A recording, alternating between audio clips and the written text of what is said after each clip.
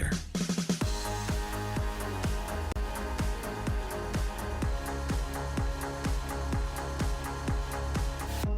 Good morning, Dan and Amy and David Brooks, New York Times columnist. No particular fan of President Trump.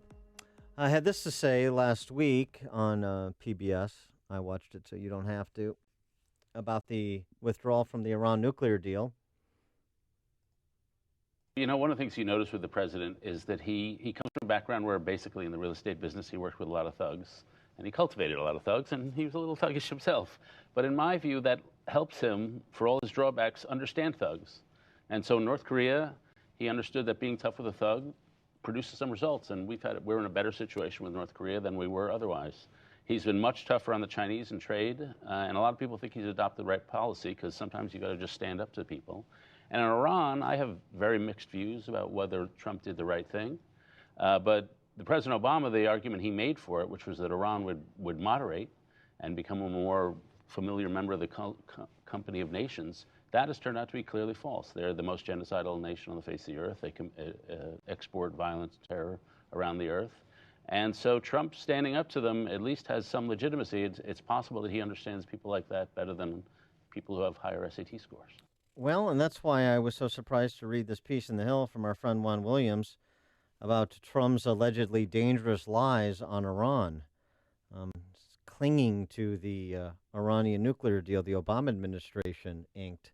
For more on this topic and to let him state his case, we're pleased to be joined by Juan Williams, Fox News contributor and columnist for the aforesaid Hill. Juan, thanks for being with us. Appreciate it. My pleasure. Good morning. Good morning. So what does David Brooks have wrong about Iran? Well, I think he's right about, in the New York commercial real estate business, Donald Trump had to learn how to deal with thugs.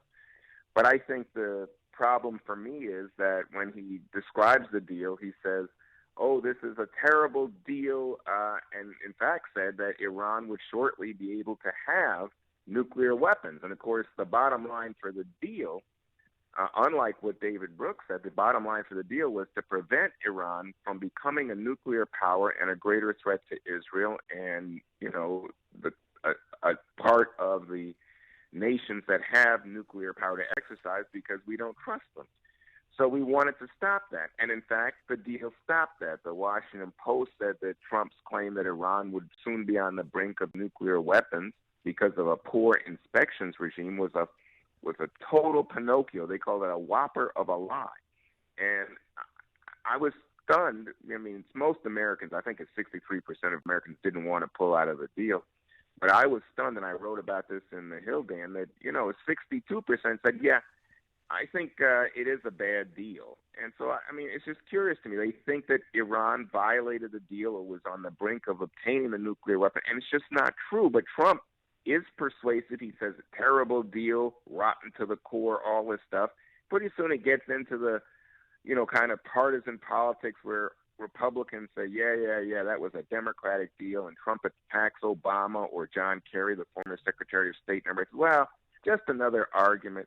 But in this case, it's an argument that distorts our national security interest, and the goal, as I repeat now, was to prevent Iran from getting nuclear weapons, and it did that. Yeah. Well, what proof do you have? Oh, I think we have lots of proof because we have not only the International Atomic Energy Group that was certifying that they were not in violation, but we had who was doing that? Hans Blix? We had our own United States Trump administration certify it, Amy. So what we know is that the deal, and the Europeans certified it, nobody said that Iran violated this deal. Well, right. They didn't violate it. I mean, they haven't obtained nuclear weapons yet. I guess the position that Israel took, because, of course, Trump is not going it alone here since you're concerned about Iran's threat to Israel. You're obviously familiar with the position that Prime Minister Netanyahu took, that Israeli Ambassador Ron Demmer explained in terms of Iran's nuclear program when Bibi unveiled to the world All this the evidence. cache of information that Mossad was able to obtain from Iran. So you just kind of dismiss that as, well, they didn't have a nuclear weapon yet, despite all the evidence that their nuclear program was continuing, and they were lying to the international community. We're just supposed to wave that off because they haven't got the nuclear weapon yet. There was no evidence. All that they introduced was well known, and it was really Not a well known. publicity effort to try to build support for the idea that Donald Trump and the United States would withdraw from the Iran deal. No, there was nothing new there. There's no evidence of any violation. And I think the key here is to understand that there are people who believe that because Iran continues, to be involved in Syria, for example, maybe even with Hamas in Palestine, Yemen. that people think, we see them as a threat generally, and so we want to take them on. You even have some in the Arab world who say, we don't like the Iranian, different sect of Islam and all the rest. A lot of people see them negatively, but there's no evidence that they were violating the deal that we signed, the six-party deal. Okay, Benjamin Netanyahu, I mean, he to me, I felt like he did his homework, and it was a nice presentation. It was effective. He showed 7 different sites where they were doing nuclear testing, so that's all a lie or made up? That's it. It's not true that they were doing nuclear testing. If they're talking about testing, we remember part of the deal was a limited ability to do stuff domestically, but we would be in charge. The 6 parties would be there and have full knowledge. And everybody confirms that's the case. In fact, even the Defense Secretary of the United States, James Mattis, said that the inspection regime is robust and vital. That's his words just a few weeks ago. So, I mean, a lot of this, is anger at Iran. And I think, Iran's not a good guy in the world. We're going to have to rein them in. They've been developing missiles, sending money to bad actors. But this is not, that's not about what the deal was. The deal was to prevent them from getting nuclear weapons. Well, it's not a good deal if you're, as you just said, enabling them to send money to all kinds of bad actors in Syria and Yemen and elsewhere. It's not a good deal if you help them restart their oil exports to Europe, a $35 billion annual industry for Iran. And so it seems to me that the better approach to the lead state sponsor of terror in the world, according to said State Department, would be to reduce their capacity to wreak havoc and institute terrorist activity the world over, as opposed to help underwrite it. Well, I think you're moving the bar because I agree with what you said. I don't want to support them in any way. But remember, the goal and the immediate threat, the one that the whole world wanted to address, was their ability to develop nuclear weapons. And that's what we did. It was done in an effective manner. Everybody certified, and we certified, even the Trump administration certified, that was the case. Yes, but you have our one true ally in the Middle East. I mean, I'll include Jordan, but Israel. They're just a completely different characterization of that cache of information they obtained from Iran, the 700 CDs full of schematics and details of their nuclear program. Don't get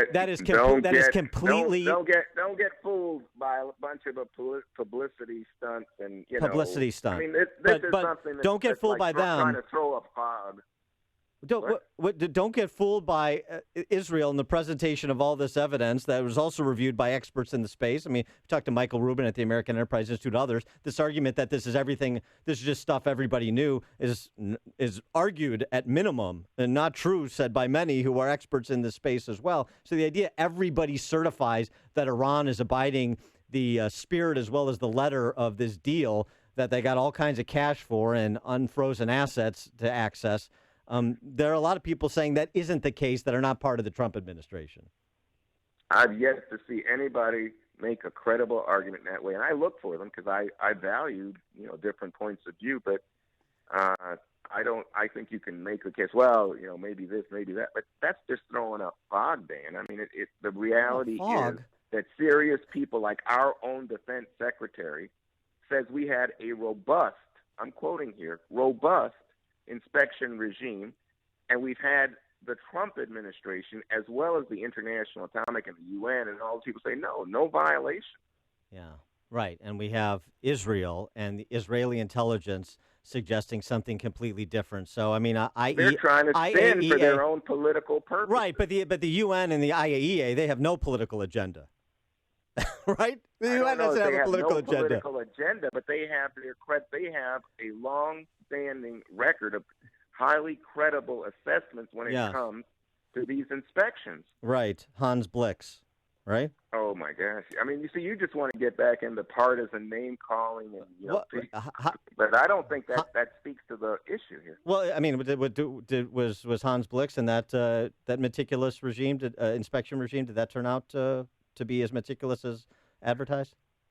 I don't know where you're going with this. I mean, you're going back in history in the past, but it doesn't have anything to do with the Iran deal, which has been certified by our own government. I'm using it. If you don't believe U.S. intelligence, if you don't believe European intelligence, okay, but then we can stop talking. Well, no, we don't have to stop talking. We have to establish that these agencies, international and U.S. intelligence, have been wrong in the past. The idea because something is certified means that they are without, that they're beyond reproach. That's nonsense because the history suggests otherwise. And the point is to say what makes the most sense in terms of a policy dealing with Iran, because they haven't nuclearized yet, despite all of the information that our Israeli allies have, and something to be said about Israeli intelligence, for goodness sakes, the best in the world, arguably, certainly rivals the U.S., combined with the history of these agencies, combined with just makes rational sense against the lead state sponsor of terror in the world, you could say that this isn't, just Trump bloviations when it comes to walking away from this deal that Obama made. Even the money, you agree, you wouldn't have done, and that was part of the deal too. No, I didn't. No, I didn't agree with that. Well, you said it's a problem. Yes, because I think that from what we do know, they are a sponsor of groups that are provoking unrest in the Middle East, and so I don't want that. I'm a guy who would like to see some settlement in the Middle East. But I think that what you're trying to do is undercut people who have credibility in order to just simply support a political position, which is, it's a bad deal. Yeah. But that's just not true. And the propaganda emanating from the Obama administration as detailed by what about the Trump administration certifying the deal? Well, the Obama administration, Ben Rhodes himself, the great novelist Ben Rhodes, talking about the echo chamber he created among the D.C. press corps to advance the political interest of that deal, to get that deal done. Did that happen too, or am I making that up?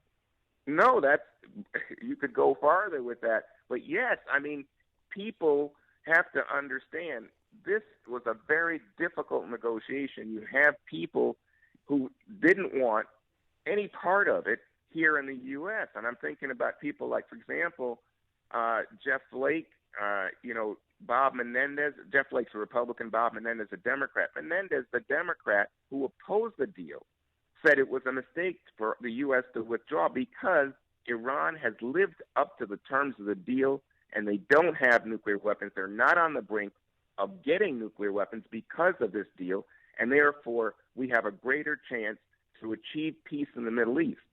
That's an opponent of the deal speaking. Well, I understand. There's a lot of cross currents here. My point is to say that at the end of the day, the idea of underwriting, which is what we're effectively doing, the lead state sponsor of terror in the world makes no sense to me. I don't see how that chills their interest in nuclearization. It incentivizes it. And that's essentially what Israel's arguing as well. I think that's a different argument. It's an interesting argument, but it's not about, again, keeping them from having nuclear weapons. I mean, I think it's clear that, when they're building missiles, when they're firing missiles, they're getting involved in Syria, destabilizing, arguing with the Saudis and the rest.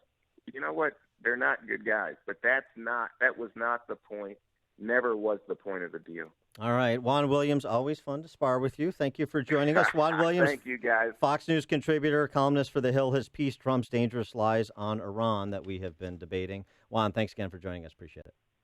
Have a great day. Bye-bye.